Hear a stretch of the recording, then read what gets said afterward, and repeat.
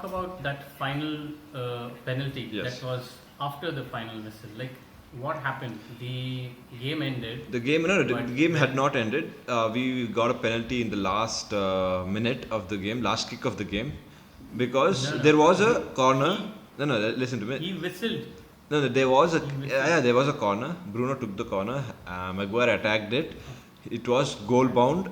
It was on target at least. It was not like a clear cut goal. There was not a denial of a clear cut goal, but it was on target. And Neil Maupay's hand was raised in an abnormal position. Yeah. So yeah, and I'm the not saying. no. I'm not saying the incident took after the final whistle, but the penalty was given after Yes, the final whistle. yes, Like, yes. He whistled it as the end of the game. Correct. And then there was a VAR check. Like the Correct. VAR people said, no wait, there is something happened there. Correct. Then they asked him to go to the Monitor. Monitor. The monitor. Yes. And he checked and he saw that there is something wrong. Correct. So, like, is this part of the rules, or This is part of the rules. many people are saying, yeah. So many people are saying that this was unfair, or this was like, you know how people are. No. They see. I Referee just helped United and stuff like that. Like, can you explain these rules to the viewers? what I feel is, see, the rule is intentional, unintentional does not matter. If the ball touches the arm inside the D during the game is going on, it is a penalty, Yeah. intentional or unintentional. So now it is up to the defenders who need to like own up some responsibility, keep their hands in check, or like see, there were multiple incidents of that in this weekend, and the Tottenham one was unfortunate because Dyer was not aware of where his hands are. But that is the game. That is what the game is. It is going to that's be given. Usually that's Yes, the, but the problem- that's a penalty for anyone. Yes, but the problem for VAR is it is not consistent. The same, there was a game. I'll tell you the game. It was this thing. Everton versus Everton played. I'll tell you. Whom did Everton play? I have to check that. Okay. See, in that Everton game, Everton got a penalty for a handball inside the box. But on the other hand, the other team did not get the penalty, even though there were multiple instances of ball hitting the arm in the penalty box. Is it? That is the problem. This season. It was this season. Crystal Palace. Oh. Yeah, it was this weekend. I was watching the game also. The problem was there was no consistency. In the same game, Richarlison heads the ball down, hits the defender on the arm, penalty. Then after a few minutes, the Crystal Palace player, I think it was Zaha, he flicks the ball onto trying a through ball inside the box. It hits the player on his arm, but his arm is very close to his body, and then it was not given. So that's where the problem comes. If it is a handball close to the body, outside the body, you have to give it. There is no consistency in all this. That is the only problem with VAR. I thought like VAR Should bring in the VAR, consistency. there will be lots of there should be consistency. See that, and and also with VAR, in a week VAR is getting like 35 decisions correct and getting 1 or 2 controversial decisions, and only the 2 controversial decisions are being highlighted, and the rest 35 are not being highlighted. yeah, That is the problem because, also. Because this season already around 29 penalties have been given. Yes. No, I think 20 penalties in 29 games or something like that. Yes, and they have issues with probably In- 3 or 4 penalties.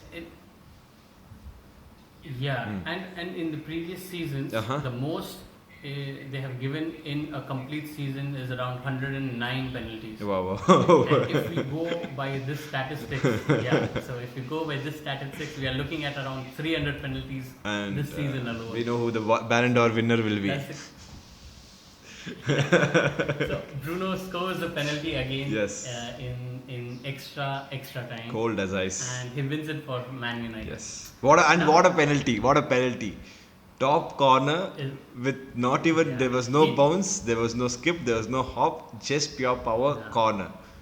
Yes. He takes very good penalties. Yes. He's good with penalties. He scores most of them. And that's a very underappreciated asset of the game, because he has to keep his calm during all that discussions. He was, if you have observed, he did not involve talking to the referee. He was he was holding the ball, just focusing what to do. He was, that's such a you don't usually see that kind of mentality among players.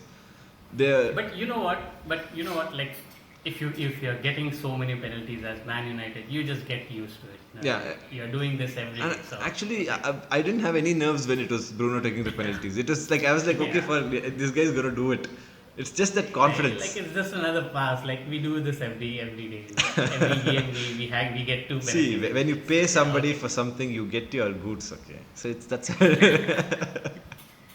Even if he misses, like they go back to the dressing room, they'll call them again, like another Yeah, penalty. right. You just take it. Yeah, So, see now we've got penalties after the game. Now this is the next level of cheat. Okay. okay, but in all fairness, like Brighton did have a good game. They had Like very good game. many people are saying they were Unlucky were to- really unlucky. yes. They should have won this They game. They hit the post almost 5 5 times. I guess, Yes, right? yes, 5 times on the day. But I feel that No, that this like I feel that the goals speak for themselves in a game. Like doesn't matter how many times you hit the post, doesn't matter how many times you miss the opportunities, but what matters is goals. So Yes. do you think that this lucky thing in football really matters? Like no. See, should have I feel in this Yeah. situation, Brighton did everything that they could, but at the end they didn't have that quality in the final third. Like that's what it is differentiating between a a mid-table team and a top-table team. Because see, and also while buying players, they've got good talents, but they've not got that game-changing talents. There are many. See, the top 6 exactly. talent. There are many game-changing players in top six teams like Jimenez. Then there are lots of players. I am not able to think of them, but right now there are players who make the game-changing decisions. If you look at the Brighton team, they don't have that one man who could get on, stamp his authority, and get that thing done. That was the only difference. And if we can, Or if they had someone who can finish, then it probably would have been 7-2. And of course, or see, 8-2 we draw. judge teams based on only the goals. See, when Man City loses 5-2, we don't tell Man City had a great game and lost because they parked the bus. They say Man City lost the game. That's it. So it works. It's the same yardstick for everybody.